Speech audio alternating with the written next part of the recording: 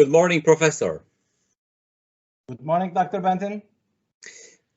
Thank you for your lecture, Global Logistics and Supply Chain Strategies, delivered on Poznan University of Economics and Business. As a visiting professor, you shed light on this crucial part of the global economy, and especially right now in a worldwide pandemic, we have to examine and revise those international logistical structures. Therefore, I have a few questions concerning the global logistics chain. First of all, global logistics and globalization waves with logistical tools decreased the logistical distance between manufacturing and distribution hubs. Are you recognizing a change climate for globalization and respectively for global logistics supply chain? Thank you, Dr. Benton.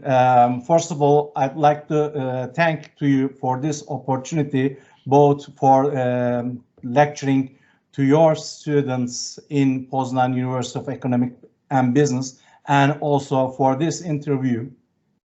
It's a pleasure for me to perform this interview, and also I like to deliver my warm regards and also greetings to our future audiences. The simple answer to your question is yes, I did.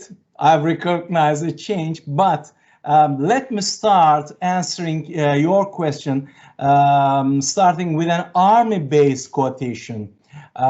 One general said, amateurs talk about tactics, professionals study logistics. So today, we can consider logistics as a smart weapon, but that shines our businesses without hurting or wounding anyone. By anchoring this quote, I want to emphasize that logistics, particularly international logistics, is no longer just a supporting function of strategies. Instead, it's one of the main drivers and determinants of global business strategies. However, in these harmful days during the pandemic, we are witnessing a substantial change in the global business environment. I want to explain these issues briefly. First of all, we know that a trade war broke out between America and China during the previous president's term, US president's term. Of course, there was some evidence and science before. And based off those signs, China created a very well-known project, Belt and Road Initiative. And after China introduced a project on reviving the so-called ancient Silk Road, it was attracted and many economies, and so caused an enthusiasm. Besides the approaching trade war on the horizon, it's obvious that territorial transportation on Eurasia has substantial time advantage comparing to maritime. And so this is one of the main time advantage, is one of the main strategic objectives of logistics and supply chain strategies.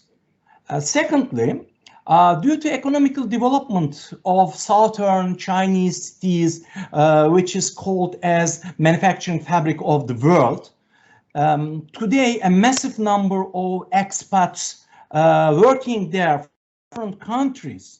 So the expectations and the demand, actual demand for a better life condition aroused in those areas, both within expat and domestic communities.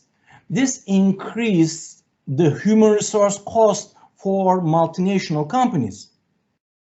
Also, these people and customers of those multinational companies have expected sincere sensitivity to environmental issues.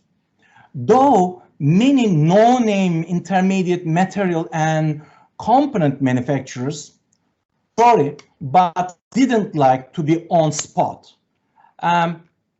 Besides this, to balance the economic development levels among the regions, also to get closer to the raw materials. China offers some incentives to the firms under the issues of Belt and Road Initiative, and also those companies responded positively, and many of them relocated to or established in Xinjiang region, but this is the closest region to the eastern borders of China. It means that this relocating activity also shortened the distance between China and Europe. This also represents an opportunity to European origin companies in order to quickly respond to the market needs and expectations while keeping competitive advantage in their home market, Europe, I mean. More important than these issues, all of us learned what the exact meaning of resilience in the supply chain is during current COVID-19 crisis.